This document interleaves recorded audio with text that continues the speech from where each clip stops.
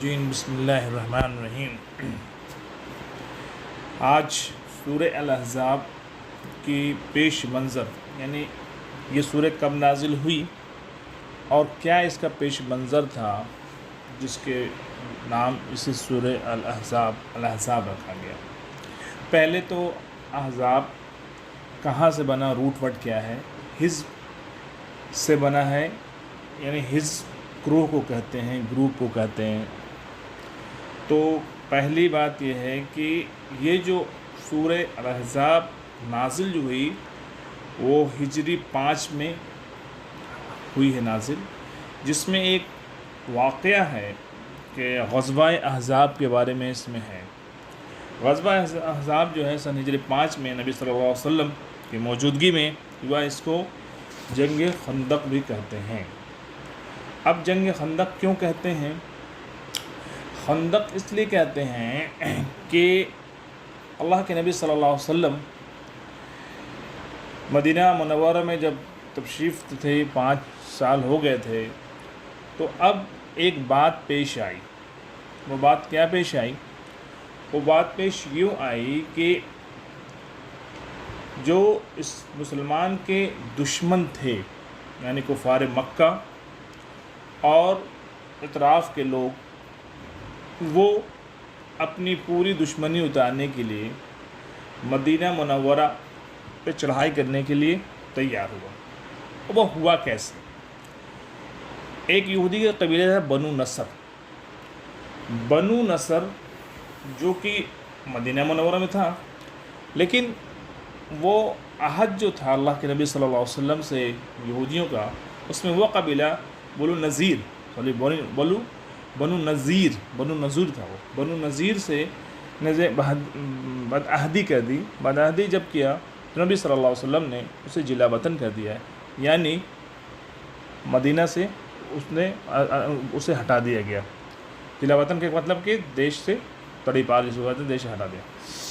تو اللہ کے نبی صلی اللہ علیہ وسلم نے جب اس کو ہٹا دیا تو بنو نذیر جو ہے وہ جا کے کہاں؟ خیبر میں چلا گیا اور وہیں جا کے رہنے لگا۔ جب خیبر میں وہ رہنے لگا تو مکہ منورہ اور مدینہ منورہ کے بیچ میں خیبر ہے، تو خیبر میں وہ جب گیا تو جو مکہ کے کفار تھے ان کو وہ اس طرف اکسایا حملہ کرنے کے لیے۔ کہاں؟ کہ مدینہ پہ حملہ کیا جائے، کہ وہاں کے لوگ جو ہے چین سے کیسے ہیں، اپنی بغض کو نکالنے کے لیے اس نے ایسا کیا، اور اس میں کفار مکہ تیار ہو گئے۔ اب کفار مکہ جو تیار ہو گئے تو ان کا جو سپہ سالار تھا وہ ابو سفیان کے بارے میں ہم سب لوگ جانتے ہیں کہ بعد میں وہ ایمان قبول کر لیے، حضرت ابو سفیان ہو گئے، لیکن اس وقت تک یعنی جو اس وقت جنگ خندق ہوئی ہے، جنگ غزوہ احزاب ہوا ہے، اس وقت وہ ایمان میں نہیں تھے، کفار مشرکین کے ہی سپہ سالار تھے اور اس کے سردار تھے۔ اب یہ جو ہوا، یہ اٹیک کا جب خبر ملا اللہ کے نبی صلی اللہ علیہ وسلم کو، تو آپ صلی اللہ علیہ وسلم نے ایک مشورہ کیا صحابہ سے۔ اللہ کے نبی صلی اللہ علیہ وسلم مشورہ کیا کرتے تھے، یہ اللہ تعالیٰ نے سورہ شورى میں ایک جگہ فرمایا بھی ہے کہ اے نبی صلی اللہ علیہ وسلم، آپ کا کام جو ہوتا ہے مشورہ سے ہوتا ہے، یہ اللہ کو بہت پسند ہے، یعنی مشورہ سے جو بھی کام کیا جائے وہ اللہ رب العزت کو پسند ہے۔ تو مشورہ یہ ہوا، تو اس میں سلمان فارسی رضی اللہ تعالیٰ عنہ ایک صحابی ہیں، بڑے جلیل القدر صحابی ہیں، انہوں نے ایک مشورہ دیا اللہ کے نبی صلی اللہ علیہ وسلم کو کہ ایک گڈھا یعنی خندق کھود دیا جائے چاروں طرف سے، تاکہ مدینہ کا محاصرہ ہو جائے، مدینہ کو ایک طرح سے سیف کیا جائے۔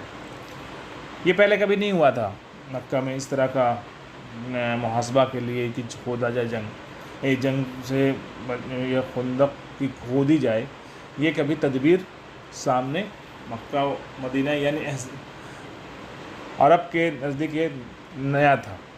لیکن حضرت سلمان فارسی رضی اللہ تعالیٰ عنہ جو ایران سے تعلق رکھتے ہیں، فارس اس کا نام ہے، حضرت سلمان فارسی رضی اللہ تعالیٰ کے یہاں ایسا ہوا تھا، اس لیے ان کو یہ تجربہ تھا، تو اس وجہ سے صلی اللہ علیہ وسلم نے اس کو تجویز کی، اور یہی ہوا کہ خندق کھودی گئی، یعنی مدینہ منورہ جو شہر ہے اس کو جو چاروں طرف سے اس کو محاصرہ کرنے کے لیے خندق کھودے گئے۔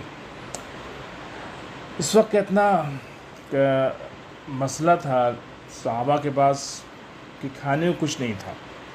جو خندق کھودی گئی ہے اس میں صحابہ رضی اللہ تعالیٰ عنہ کے پیٹ پہ پتھر بنا ہوا اور خندق کھود رہے ہیں، گڈھا کھود رہے ہیں، اور کیسی پتھریلی اور اس طرح کی بلواہی زمین، اس طرح کی زمین کو پتھر بھی مل رہا ہے اور اس پہ کھودا جا رہا ہے، اور کھانے کو کچھ نہیں ہے، پیٹ پہ پتھر ہے، صحابہ کا پیٹ پہ پتھر ہے ایک، اور اللہ کے نبی صلی اللہ علیہ وسلم کے پیٹ پہ 2 پتھر بنا ہے۔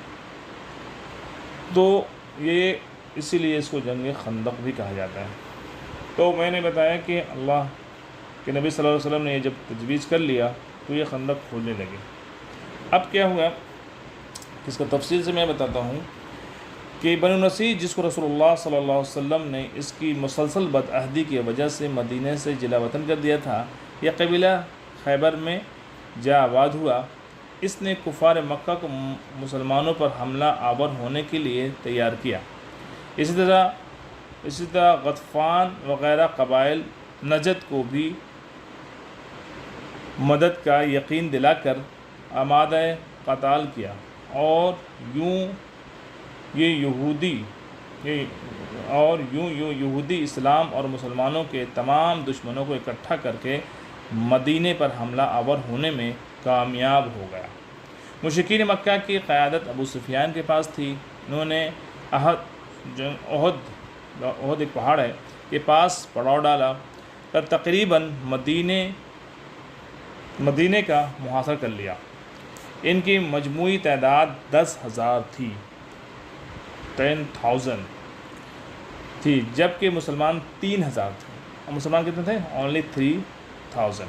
10,000 ادھر ہیں، ادھر 3,000۔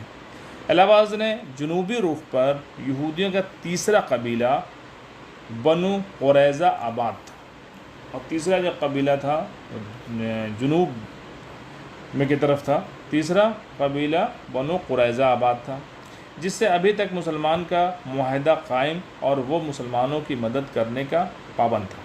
اور بنو قریظہ جو تھا وہ مسلمانوں کے ساتھ عہد تھا، اور مسلمانوں کے ساتھ وہ یہ بس پابند بھی تھا، وہ ایسا نہیں کہ پابند نہیں تھا۔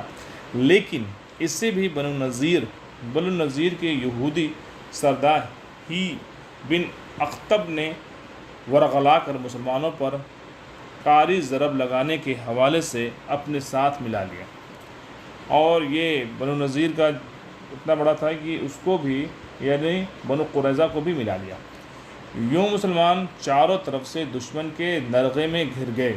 اس موقع پر حضرت سلمان فارسی رضی اللہ عنہ کے مشورے سے خندق کھودی گئی، جس کی وجہ سے دشمن کا لشکر مدینے کے اندر نہیں آ سکا اور مدینے کے باہر قیام پذیر رہا۔ تاہم مسلمان اس محاصرے اور دشمن کے متحدہ یلغار سے سخت خوف زدہ تھے۔ کم و بیش 1 مہینے تک یہ محاصرہ قائم رہا۔ 1 مہینہ تک ایسا رہا کہ وہ ادھر لشکر کھڑی ہوئی ہے، بس اسی طاق میں کب اس پہ حملہ کیا جائے، اور مدینہ کے جو صحابہ رضی اللہ عنہ جو لوگ ہیں، مدینہ صحابہ رضی اللہ تعالیٰ عنہ بے انتہا خوفزدہ، بے انتہا پریشان ہیں کہ اللہ تعالیٰ نے کہا کہ ان کے دل جو ہے منہوں کو نکل رہے تھے، چاروں طرف سے پھنسے ہوئے تھے۔ یہ حال تھا۔ اللہ تعالیٰ نے پھر یہ کیا کیا کہ اللہ تعالیٰ نے یہ معاملہ کو حل کیا، قائم رہا، اور مسلمان سخت خوف اور اضطراب کے عالم میں مبتلا۔ بالآخر اللہ تعالیٰ نے پردہ غیب سے مسلمانوں کی مدد فرمائی۔ پھر اللہ تعالیٰ نے مدد فرمائی۔ اللہ نے فرمایا بے شک مشکل کے بعد آسانی ہے، اس لیے ہم لوگوں کو گھبرانا نہیں چاہیے۔ مشکلیں آتی ہیں لیکن آسانی اللہ رب العزت کرتا ہے، آزمائشیں ہوتی ہیں، اس کے بعد اللہ تبارک تعالیٰ اس کو بس صبر کرنا ہے۔ صحابہ رضی اللہ عنہ صبر کیا، اللہ سے مدد مانگتے رہے، اپنے رکوع سجود میں مستقل رہے، اور اللہ سے دعائیں کرتے رہے۔ اللہ کے نبی صلی اللہ علیہ وسلم کے وقت میں بھی ایسے مسئلے آ چکے ہیں، اس لیے ہم لوگوں کو پریشان نہیں ہونا ہے۔ تو اللہ کے غیبی نظام بہت زبردست ہے۔ غیب سے مسلمان کی مدد فرمائی عنایت میں اور فرمایا، اور اللہ تعالیٰ نے کیا کیا کہ تند ہوائیں چلائیں، اتنی زور کی آندھیاں چلی، اتنی زور کی آندھیاں چلیں کہ دشمنوں کا جو تمبو بمبو لگا تھا، خیمہ جو لگا تھا وہ اڑ گیا، جانوریں رسی توڑا کر بھاگنے لگے، ہانڈیاں جو کھانا بنا رہے تھے، آگ جلا کر کھانا بنا رہے تھے، وہ الٹ گئی۔